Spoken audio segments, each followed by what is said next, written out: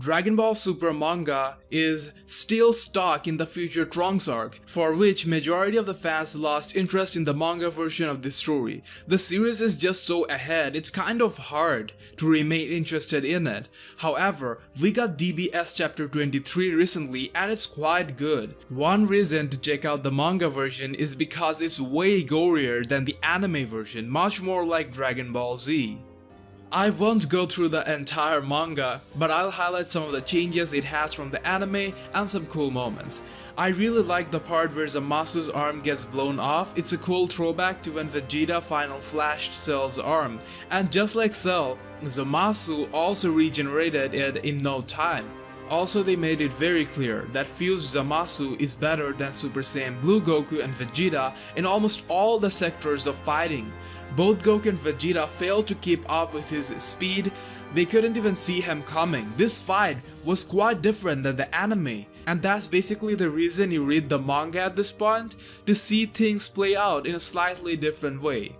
They changed a few things around for the fusion too. Vegeta wasn't willing to do it initially, much like the last time. We got to know about the time limit stuff beforehand. They clearly explained how the fusion works and how they defused back in the Buu saga due to time limit, not for Buu's magic or anything like that. This wasn't clearly clarified in the anime, so an extra bit of information your mind can note down. Our Kaioshin of course didn't know about it. I mean, he basically knows nothing and does nothing. Major reason why Universe 7 has a low mortal level. Okay, coming to the most interesting part of the manga, the Kaioshin actually mentions that Vegito's power could actually be greater than Beerus.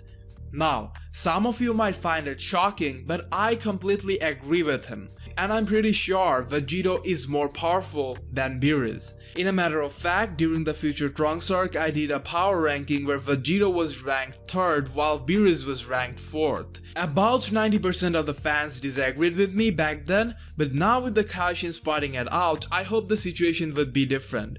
Just going by logic, Vegito is simply more powerful. Toriyama most probably after Battle of Gods said if Goku was a 5, Beerus would be 10, while Whis would be a 15.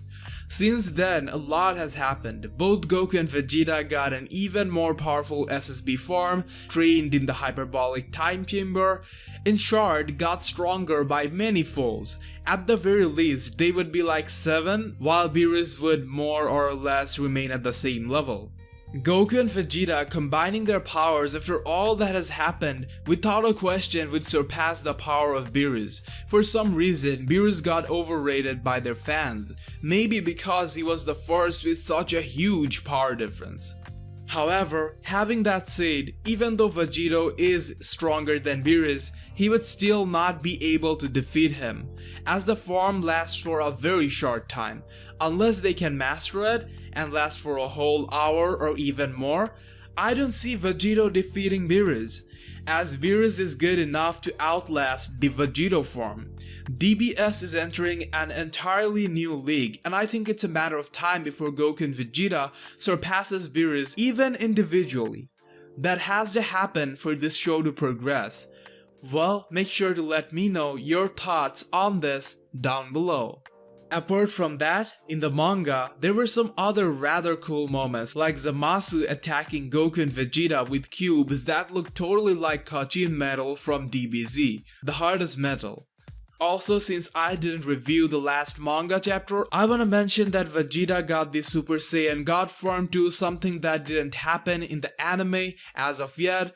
I'm not really a big fan of that form because of the way they look, lacks muscularity, but many fans do, which is why I think it was a cool move to give him that form, and I also enjoyed it. Like I said before, I read the manga to see things getting played out differently, and this was just that. So it's a cool little move.